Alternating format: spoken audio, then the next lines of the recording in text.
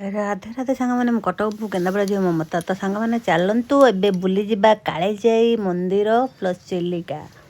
ତ ସାଙ୍ଗମାନେ ଆମେ ଯାଇ ପହଞ୍ଚି ଯାଇଛୁ ଚିଲିକାରେ। ଚିଲିକାରୁ ବାହାରିଲୁ ଏବେ କାଳିଜାଇ ଅଭିମୁଖେ। ତ ଯାଇ ପହଞ୍ଚିଗଲୁ ଆମେ କାଳିଜାଇରେ। ଟିକେ ମାଆ ଛୁଆ ବାପ ସିଏ ଫଟୋ ଟିକେ ବୁଲି ବୁଲି ଭିଡ଼ିଓ ଟିକେ ନେଇଗଲୁ। ତ ସାଙ୍ଗମାନେ ଦେଖନ୍ତୁ, ମାନେ ଚାରି ପାଖରେ ପାଣି, କିନ୍ତୁ ମଝିରେ ଆମର ମନ୍ଦିରଟିଏ, ଛୋଟ ମନ୍ଦିରଟିଏ, ବହୁତ ସୁନ୍ଦର ହେଇଛି ମନ୍ଦିରଟିଏ। ତ ଦେଖନ୍ତୁ କେମିତି ଚାରିପାଖରେ ବୋଟ୍ ସବୁ ଲାଗିଛି। ଆମେ ବୋଟ୍ରେ ଗଲୁ। ତ ସାଙ୍ଗମାନେ ଦେଖନ୍ତୁ, ମୁଁ ଏଇଠି ଭଲସେ ମାଆଙ୍କ ମୂର୍ତ୍ତିକୁ ଟିକେ ଭିଡ଼ିଓ ନେଇ ଆସିଥିଲି। ତ ମାଆ ଛୁଆ ବାପ ସବୁ ଟିକେ ଫଟୋ ଉଠେଇ ଭିଡ଼ିଓ ଟିକେ ନେଇଗଲୁ ପୁଣି। ତ ସାଙ୍ଗମାନେ ଏଠି ଆମର କ'ଣ ନା, ଆମେ ଯେତେବେଳେ ଚିଲିକାରୁ କାଳିଜାଇ ଗଲୁ, ସେଠି ଆମେ ବୋଟ୍ରେ ଯିବାକୁ ପଡ଼ିଲା। ତ ବୋଟ୍ ଆମର ଗଭର୍ଣ୍ଣମେଣ୍ଟ ବୋଟ୍ ଥିଲା 200 ଟଙ୍କା ଲେଖା, ଗୋଟେ ଜଣକା ପିଛା 200। ତ ପ୍ରାଇଭେଟ୍ ଯେଉଁଗୁଡ଼ାକ ସେଗୁଡ଼ା 150 ଟଙ୍କା ଲେଖା ଥିଲା। କିନ୍ତୁ ଯେହେତୁ 50 ଟଙ୍କା କମ୍, ଆମେ ପ୍ରାଇଭେଟ୍ରେ ଚାଲିଗଲୁ ବୋଟ୍ରେ।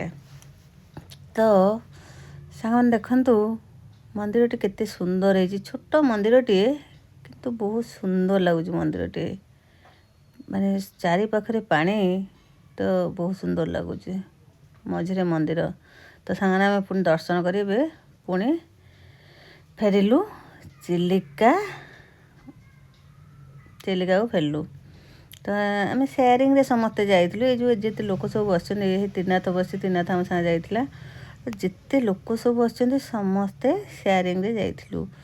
ତ ଜଣକା 150 ଟଙ୍କା ଲେଖା। ତ ସେ ଟୋଟାଲି ବୋଟ୍ଟାକୁ ପ୍ରାୟ 1200 ଟଙ୍କା ନେଉଥିଲେ ନା କ'ଣ।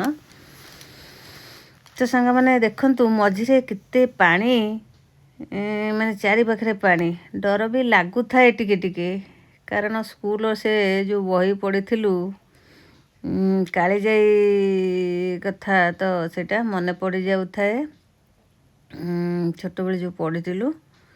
ତ ସାଙ୍ଗମାନେ ଦେଖନ୍ତୁ, ଏଇ ଯେଉଁ ଚଢ଼େଇମାନେ ସବୁ ତ ଆଉ ଦେଖାଯାଉନଥିଲେ। ଆମର ତ୍ରିନାଥ ଆଣିଥିଲା ଚଢ଼େଇ ଖାଦ୍ୟ। ମୋ ପୁଅ ହେଇ ମିକ୍ସଚର ଦେଉଛି। ଚଢ଼େଇମାନେ ମିକ୍ସଚର ଆଉ ଖଇ ପକାଇଲା ବେଳକୁ ସବୁ ପକ୍ଷୀମାନେ ଆସୁଛନ୍ତି ଉଡ଼ି ଉଡ଼ିକା। ଆଉ ଗୋଟେ ଜିନିଷ ଦେଖନ୍ତୁ ସାଙ୍ଗମାନେ, ମୋ ପୁଅ ଭାତ ବାଢ଼ିକି ଖାଇବା ଜାନି। ଏଇ ଛୋଟ ପିଲାଟିକେ ଦେଖନ୍ତୁ, ମୋ ପୁଅଟାରୁ ବହୁତ ଛୋଟ, ସେ ଗୋଟେ ବୋଟ୍ ଚଲେଇକି ଆମ ଏତେ ଜଣଙ୍କୁ ନେଇକି ଯାଇଥିଲା। ଛୋଟ ପୁଅଟେ, ବହୁତ ସାହସ ତାର। ମୋ ପୁଅଠାରୁ ବି ଛୋଟ ହେବ ସେ ପିଲାଟିଏ। ମାନେ ସେ ବୋଟ୍କୁ ଧରିକି ଚଲାଉଥାଏ ଯେମିତି ସିଏ ହଲୁଛି, ବୋଟ୍ ହଲୁଛି। ଯାହା ହଉ, ସେ ସେତିକି ଷ୍ଟ୍ରଙ୍ଗ ହେଇଛି। ତ ସାଙ୍ଗମାନେ ଦେଖନ୍ତୁ କେମିତି ପାଣି, କେତେ ପାଣି।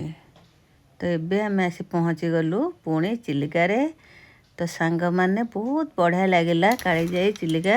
ତ ସାଙ୍ଗମାନେ, ମୋର ଭିଡ଼ିଓଟି ଲମ୍ବା ହେଇଯାଉଛି, ରଖୁଛି। ଜୟ ଜଗନ୍ନାଥ।